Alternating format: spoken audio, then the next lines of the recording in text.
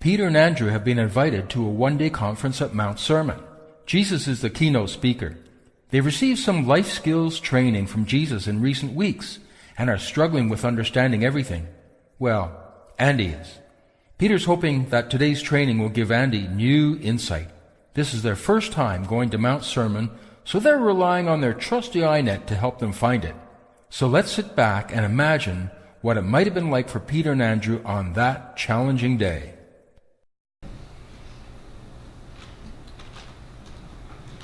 How can we possibly be lost? I just installed the new GPS feature on my iNet. GPS? You all right there, Peter? Yeah, GPS. G for get, P for places, S for sooner. It helps me get places sooner. Andy, enough of your acrostics.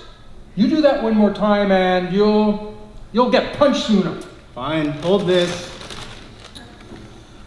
Yeah, we should be right here, according to my iNet.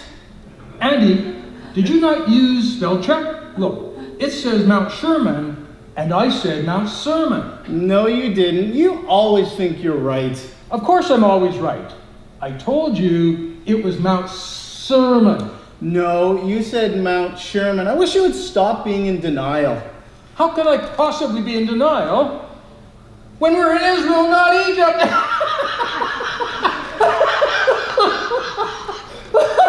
Why do you keep telling the same joke over and over and over and over again, expecting a different result? I'm not. I'm expecting the same result. A good laugh from me.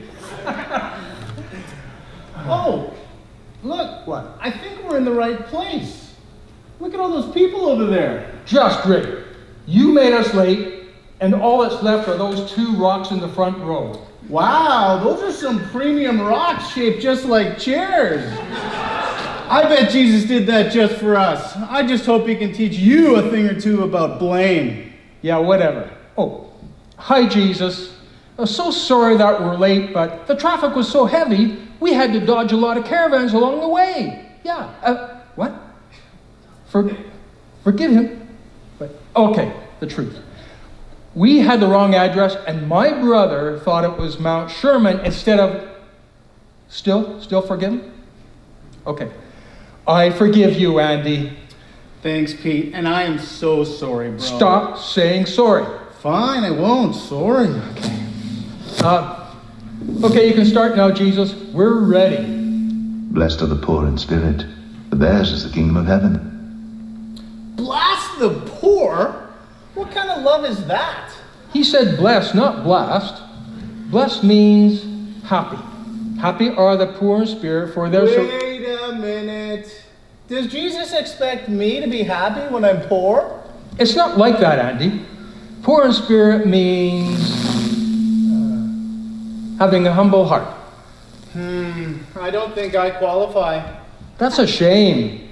I know I'm humble. So, one up for me. Yes! Oh?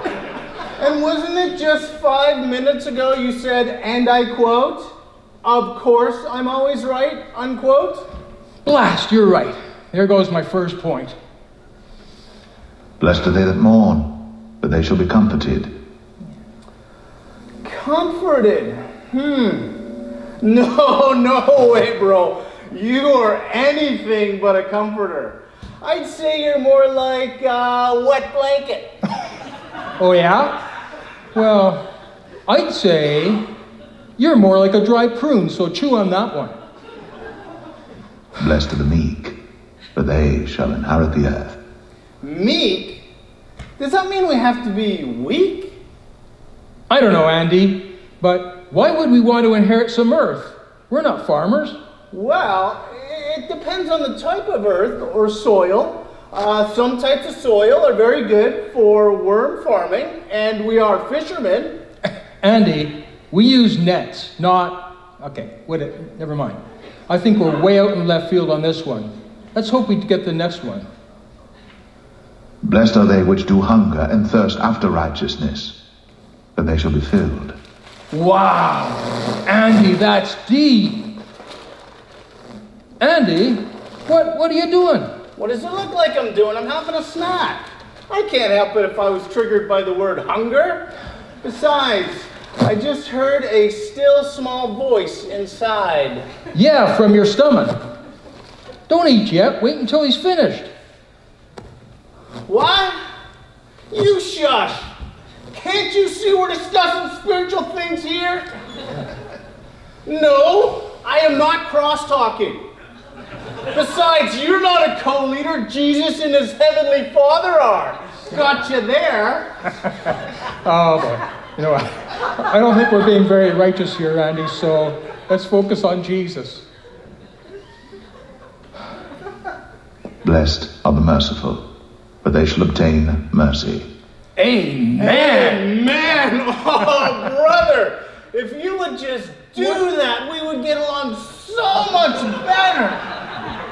Yeah, sure. Go ahead and point out my faults. We're here to support one another, not fix each other, remember? And besides, you remember when he taught us once to check our own eyes for a log before we tell someone about a splinter in their eyes? Huh? Well, take a look. Do you see anything in there? Huh? You know that's not what he meant. But you're right. Okay, I need to be more merciful to others, and that does include you. I'll start sometime next week. Blessed are the pure in heart, for they shall see God. Oh! Andy, Oh! put your hand down. I said I didn't want any embarrassing questions. I'm not. I just have to use the bush room. That's embarrassing. Sure, go ahead and let everyone know. I thought you went at the last stop. I did. Did you happen to sneak some figs and locust trail mix when I wasn't looking? No. Well, okay, yes. I guess next he'll say, blessed are the truth sayers. Well, hurry up.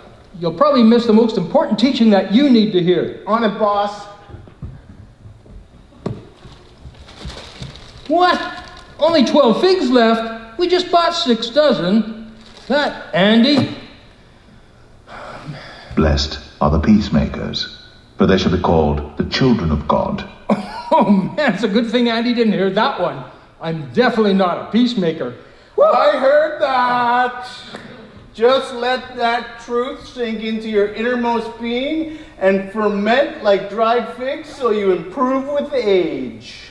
Oh, speaking of figs, I see that we've got just 12 left. How many did you have? Anyway, sit down and relapse. Relapse? You mean relax? No, I mean relapse. You definitely have fig addiction. You might as well finish the rest. That is a figment of your imagination. I can stop anytime I want. Oh? Look who's in denial now. Anyway, give me a fig. I need some comfort food. Thanks for making me angry. Blessed are they which are persecuted for righteousness' sake, for theirs is the kingdom of heaven.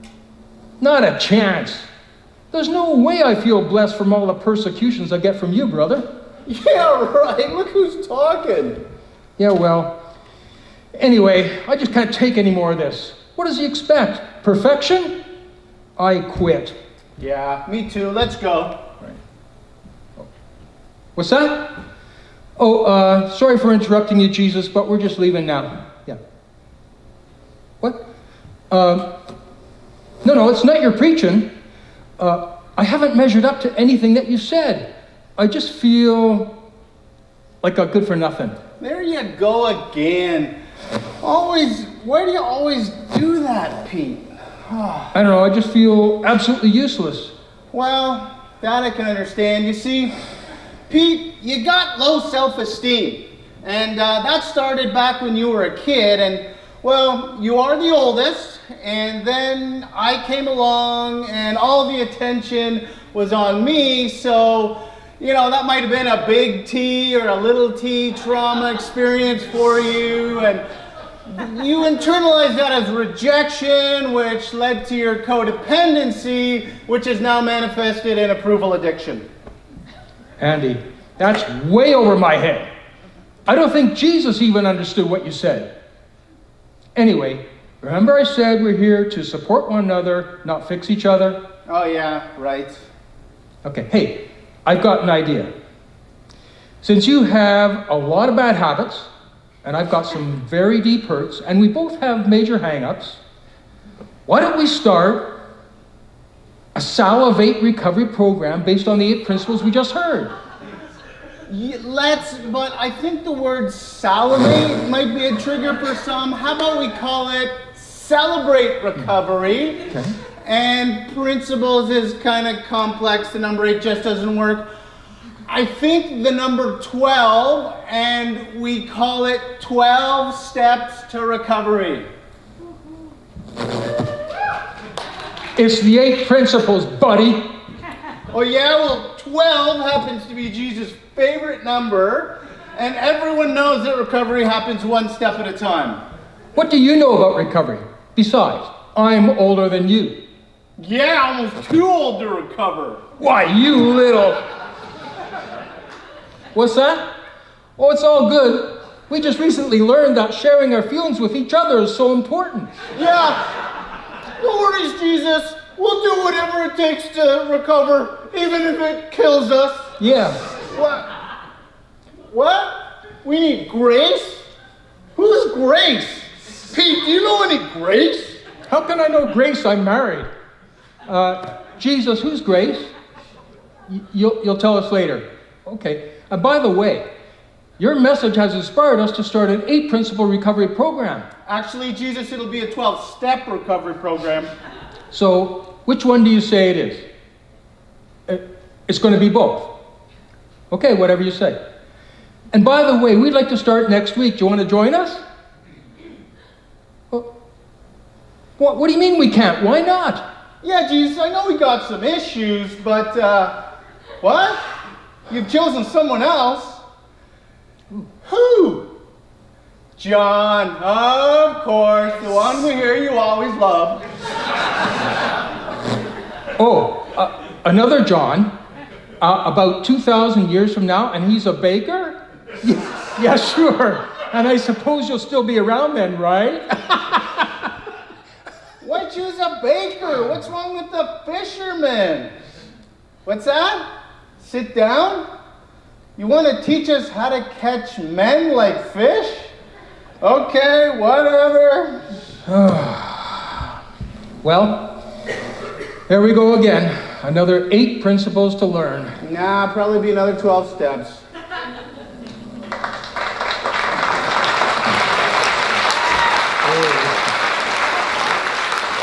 Good wonderful.